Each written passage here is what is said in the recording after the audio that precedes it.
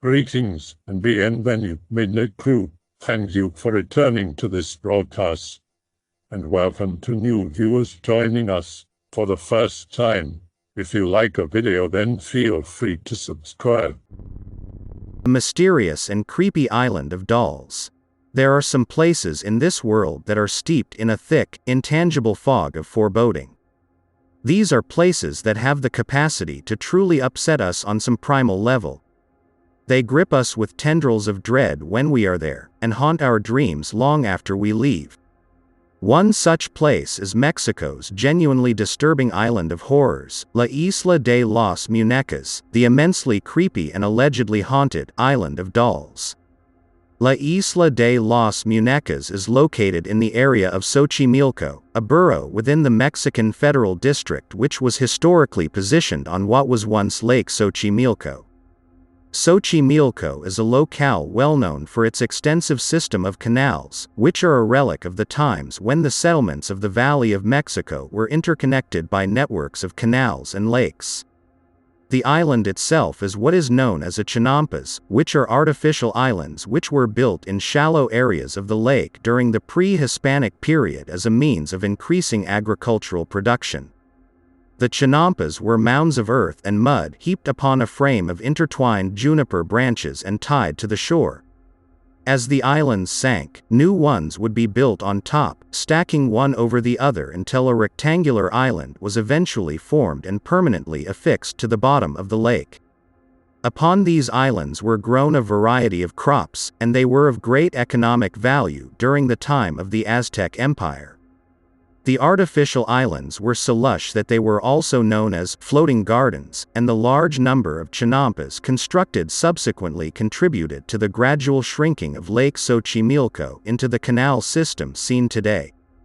In modern times, most of the chinampas have deteriorated and fallen into disrepair, yet around 5,000 remain, and they are popular with tourists, who ride along the canals in special gondolas called trajineras. Indeed, due to its important historical connection to pre-Hispanic Mexico, Xochimilco with its ancient man-made islands and canals is deemed a World Heritage Site.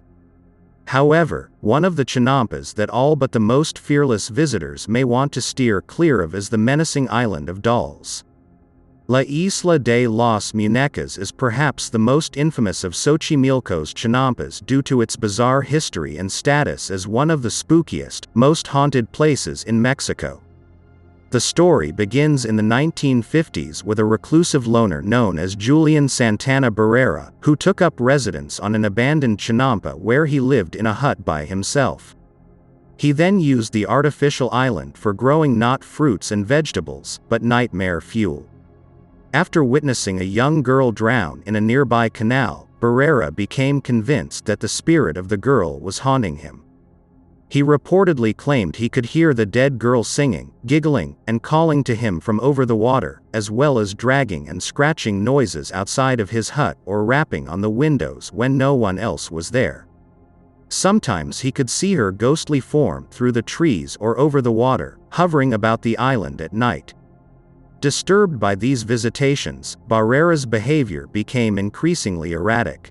One day, Barrera saw a doll drift by in the water of the canal and took it as a sign. He fished the doll from the water and hung it up on his island, believing that it would protect him from the wrath of the girl's ghost. It soon became apparent to him that one doll was simply not enough, as he believed the restless spirit was still tormenting him.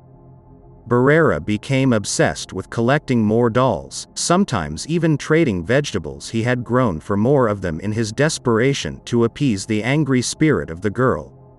He hung the dolls all over the island, amassing more and more until eventually there were hundreds of the things strewn all over the place, covering the champas. Barrera put the dolls everywhere, on the ground, propped against trees, tied to tree trunks and fences, and even hanging from the branches like twisted Christmas tree ornaments. It is said that he would often rearrange the dolls and frequently move them into different locations and positions about the island as he saw fit. Word of mouth spread about the odd hermit on this island surrounded by his creepy collection of disheveled dolls, and local legends began to form. It was said that the dolls would come to life at night and roam the island brutally killing animals, and that if one listened carefully the gibbering whispers and giggling of the dolls could be heard as they went about their grim work.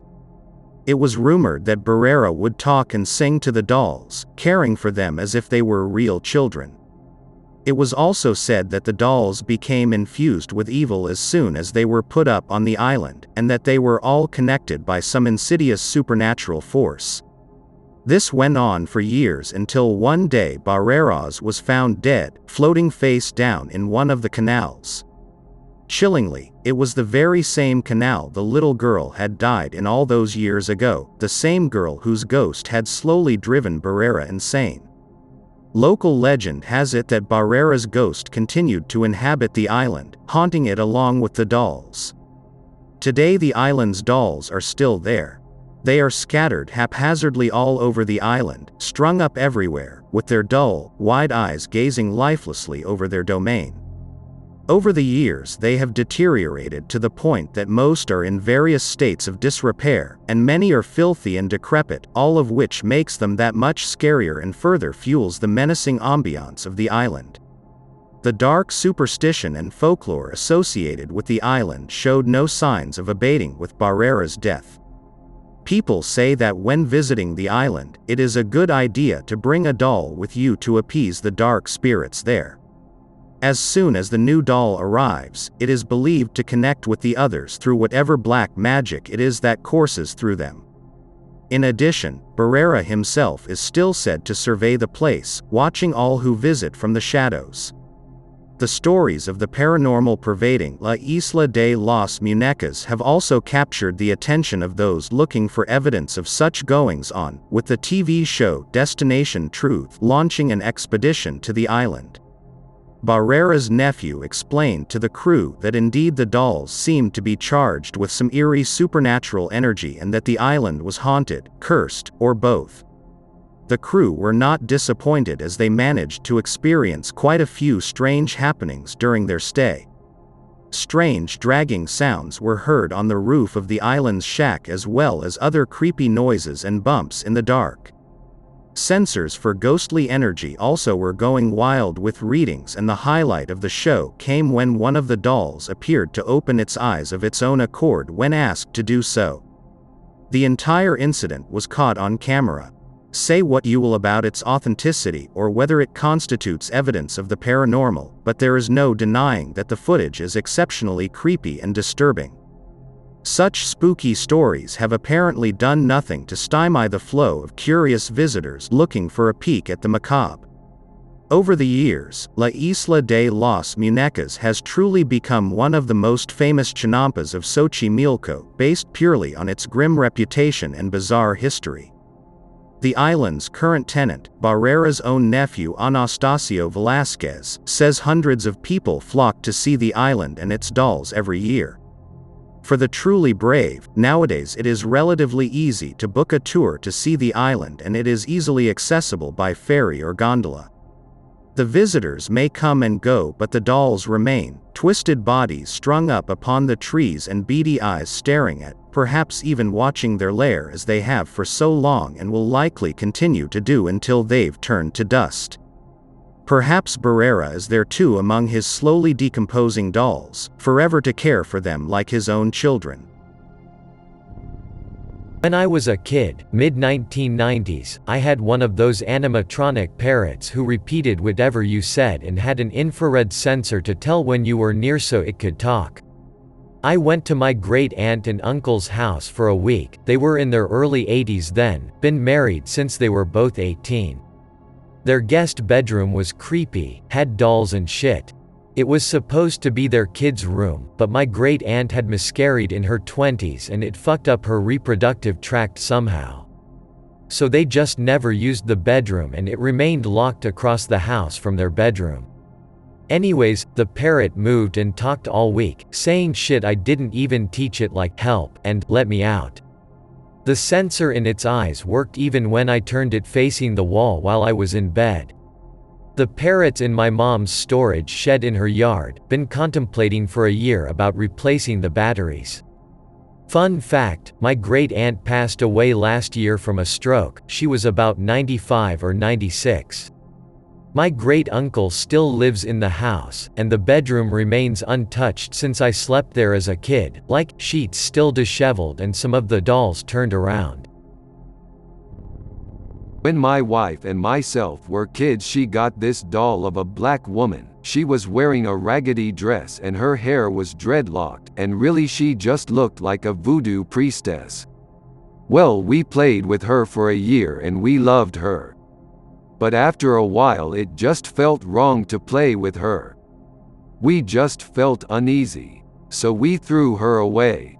Well, I come over to her house to play the next day and I guess she has just been crying all day. I asked her what's wrong and she said the doll was back and sitting on her bed mantle, and sure as shit it was sitting on the bed, same creepy feeling as before, so we throw it away again in the school dumpster. Come back next day to play and the fucking doll is back and my wife is freaking out. She hates this thing now. So instead of throwing it away, we just packed it up in a box and put it in her basement. Be about 7 years later we are packing up her shit so she can move to California with me. We go downstairs to find her old toys to donate or keep. As we walk into the storeroom we see the doll sitting on a mantle and I'm just like, nope. And then the craziest thing happens, it say, "Mama." Dada. At this point I nope the fuck out of there. Eventually I remember I have balls and I go back down there and grab the doll. I didn't remember it having a voice box, so I check it.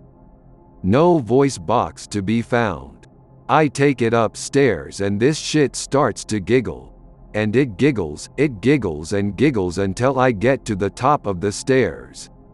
It felt like an eternity, but as I hit the top stairs I just sit and cry. My wife finds me about 5 minutes later seeing that I was clutching the doll and it says, "Mama." Dada. I hug it and it laughs. I told the doll I was sorry and I loved it and my wife does too. We give it to my sister since I can no longer play with it. She loves it and plays with it every day. I think it just wanted to be loved and played with. 10-year-old me went to Durango, Mexico to visit my grandma and cousins. I stayed there for 1 week before going to Monterrey, Mexico. The house has separate rooms, which if you wanna go to master bedroom you gotta walk outside to go across. Staying in my cousin's room, in before it's really dark and close to the riverbank behind it. She has this really beautiful quinceañera doll in her room. But something about it gave me chills. 10:30 p.m. we're all asleep. 1 a.m. I woke up from this weird dream. I looked around my cousin's room and then caught a glimpse of the doll. 2 minutes later her head started moving slowly to stare at me. Fucking dolls man. JPG. I froze until my senses hit me back to reality and woke up my cousin to tell her that the doll moved. My cousin thought I was playing, when we both witnessed the doll moved her body in 90 degrees. We screamed and the doll had fallen from her shelf. We the fuck noped outta there. Woke up grandparents, explained, and they went to investigate. My grandpa removed the doll from her room. Grandma was praying and putting some holy water. As grandpa threw away the doll he mentioned my grandma that on the dress it had some red stains. Years later, me and my cousin talked of what happened when we were little. She says sometimes she has nightmares of that doll. Nope. Every time I watch a horror movie, I always think I'd be the person who just goes, "Nope, this is a ghost, I'm outie, y'all see ya," but based on how I've reacted to paranormal experiences in the past, that might not be so. When I was 12 I was staying over at my friend's house. She had the corner bedroom, with her dresser propped up against the wall farthest from the door. And I do mean propped up, it wouldn't stand up on its own, so it was angled backwards to rest against the wall. On it was a porcelain doll her aunt had just given her earlier that day, also propped up against the wall because we couldn't get it to stand on its own. Haha, wouldn't it be creepy if it were haunted, we said to each other, then proceeded to be shit at playing Parasite Eve. Eventually we turn around to look at the doll and it was no longer leaning against the wall. In fact, it might have been a centimeter or two farther from the wall than we left it. Considering her bed, which we were sitting on, was between the door and the dresser, and we hadn't left the room at all, it wasn't like someone else could have come in and moved it without us knowing. Haha, oh wow. Guess it is haunted, who would have guessed?